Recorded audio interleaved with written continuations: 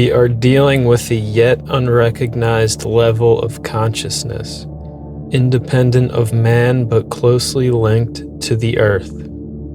I do not believe anymore that UFOs are simply the spacecraft of some race of extraterrestrial visitors. This notion is too simplistic to explain their appearance, the frequency of their manifestations through recorded history, and the structure of the information exchanged with them during contact. So that is a quote by the French UFO researcher Jacques Vallée. Now, Jacques Vallée is if not the most famous or notable, experts on the topic of UFOs. And if you've seen Close Encounters of the Third Kind, he is, I've never seen it, but there's a French character, like a French scientist in that movie, and it's based on Jacques Vallée. So he's very reputable. He's what you would call like an expert on the topic. And if you delve into his theory or idea on UFOs or aliens or things like this, his idea, it's not as simple as aliens coming here from another planet to do whatever they want to do with humans. His idea of the phenomenon is that this is a terrestrial phenomenon that is repeating throughout human history. Like this, it's not a recent phenomenon.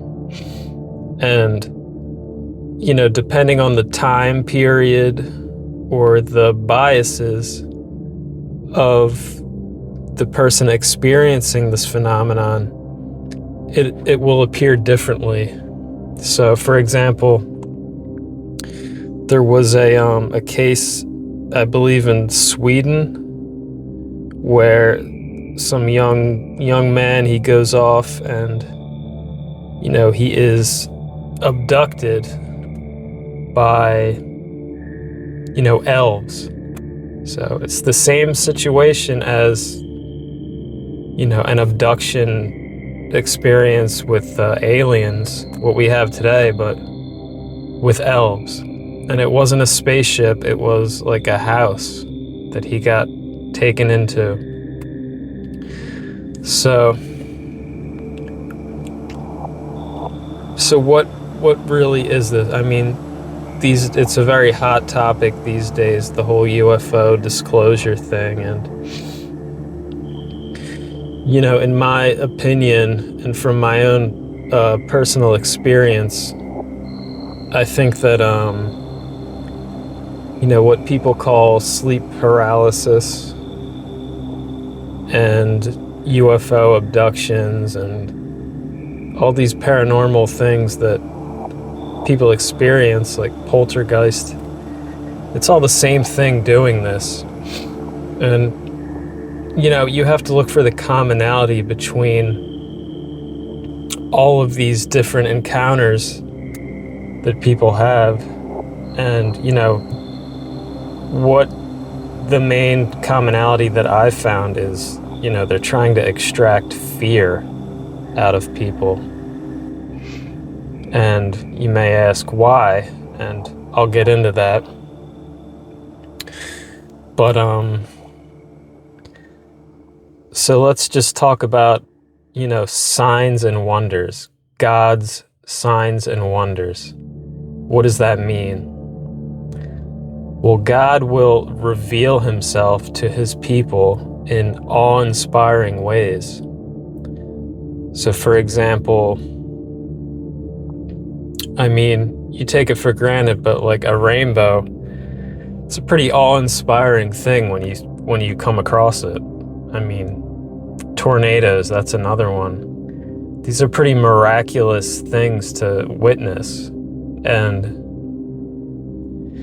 the thing you have to understand about, the demonic side of things is that all they can really do is take things that are already of God and just warp it and turn it upside down and pervert it. And in my opinion, that is what this phenomenon is, really. You're taking,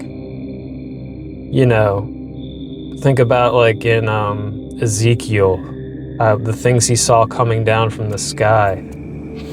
It's taking that and it's perverting it to where, it's not an act of awe-inspiring handiwork by God, it's just fear extraction. And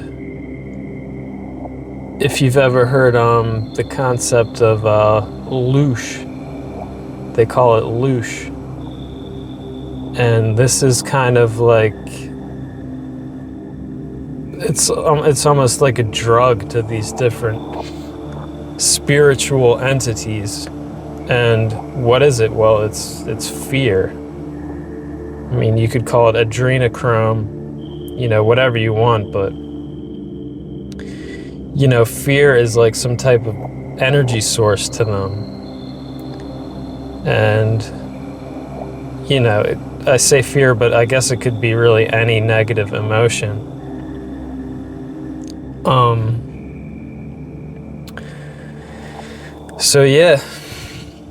So another quote by Jacques Vallée: "Human beings are under the control of a strange force that bends them in absurd ways, forcing them to play a role in a bizarre game of deception."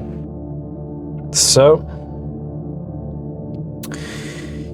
throughout history, the faces change, but you have to look at, the commonalities between these things. So,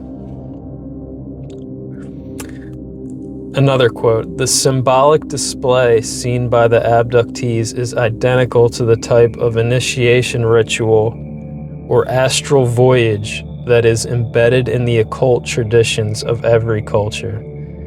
The structure of abduction stories is identical to that of occult initiation rituals. The UFO beings of today belong to the same class of manifestation as the occult entities that were described in centuries past." Okay, so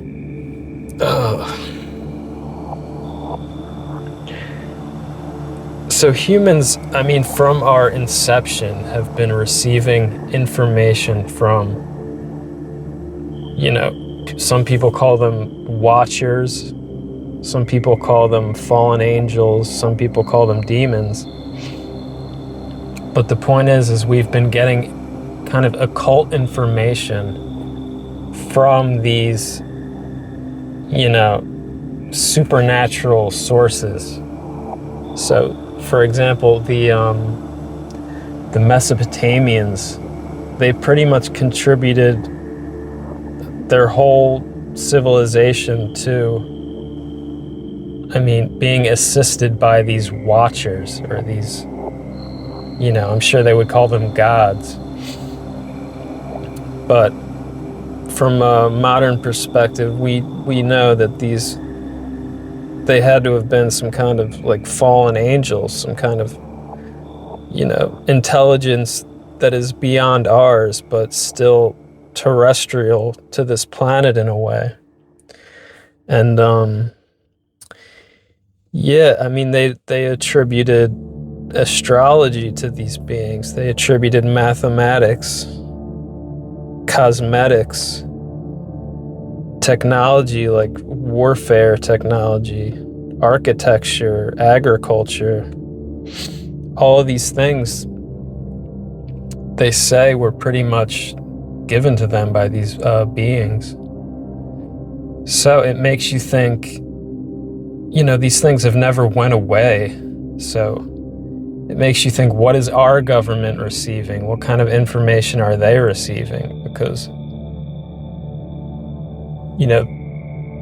the thing about our government is, there's cults within cults in our government. It's run on secrecy. So I guarantee that the whole UFO thing is just the tip of the iceberg. I mean, who knows what other kind of technologies they have. And in my opinion, I think that, these craft that people see, I think they're actually built by human beings. And with, demonic intelligence, of course. Humans could not just build these things. We need someone telling us what to do. But, if you look at Bob Lazar, his story, I mean, that's what he was at the military base for, is to help build these things or run them. But he talked about seeing like hangars full of these things. And of course I've seen pictures of supposedly Nazi UFOs that they were building, or it's a whole rabbit hole that I'm sure you could dig in for years. But I'm not trying to delve too deep into that. I just think whenever the government is coming out and disclosing something, you have to take it with a grain of salt, because they have their own agenda, and it's not for humanity's benefit, I'll tell you that. So this whole technological boom that we've had, I mean, think of like in just like 100 years, the technological change that we've witnessed, or that humanity has witnessed. We've gone from riding horses to the freak show that we have today. And in my opinion, it was definitely, at least partly, due to demonic intelligence. So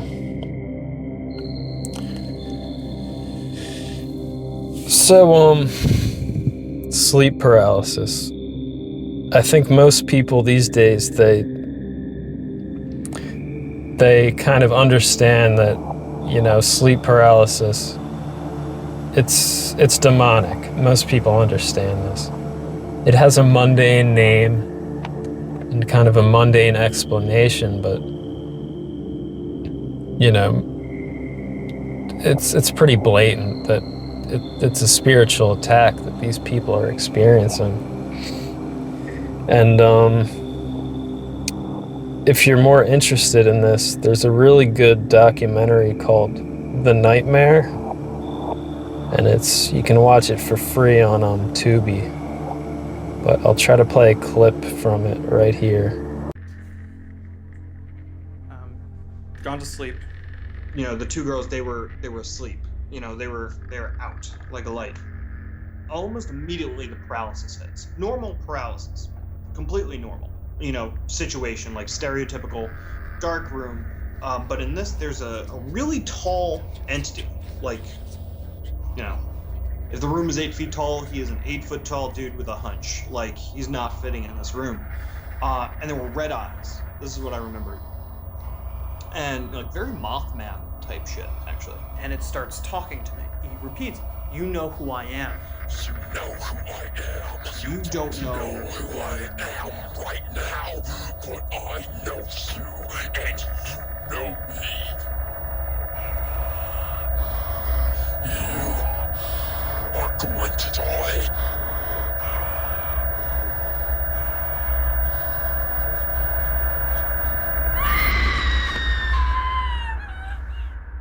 I just had this horrible experience, And, I believed it. I believed that this thing was telling me it was going to kill me. I'm going to die. And I'm sitting here feeling bad for her, that she's freaking out. And I'm trying to calm her down. I figured she had a sleep terror or something like that. And she's telling me that on her chest, she saw something on her chest, like a cat with red eyes. And it was looking at me, talking in a language that she couldn't understand. Like it was on top of her, but threatening me.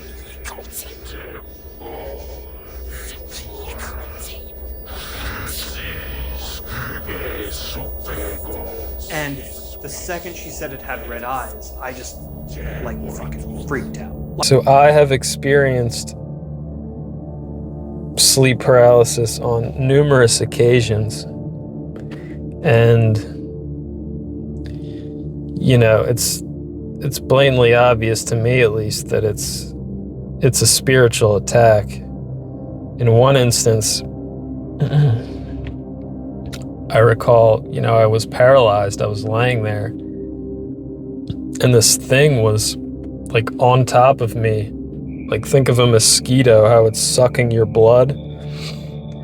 Well, this thing was on top of me, and it was like getting me really terrified, and then it was like it was sucking the fear right out of me, like it was feeding on the fear in a literal sense. I'm not even being like metaphorical. And I've had another time where I was just laying in bed and I felt this thing like jump on my back and like straddle me, and I'm thinking like, what the hell is doing this? And it's very freaky to experience this. And I had another one where it was like, I wouldn't even describe it as like a sleep paralysis type thing. It was like a out-of-body experience where I had awoken, and I was literally like outside of my body. And it's hard to put into words the kind of like headspace you're in, but it's not like a dream, and it's not like,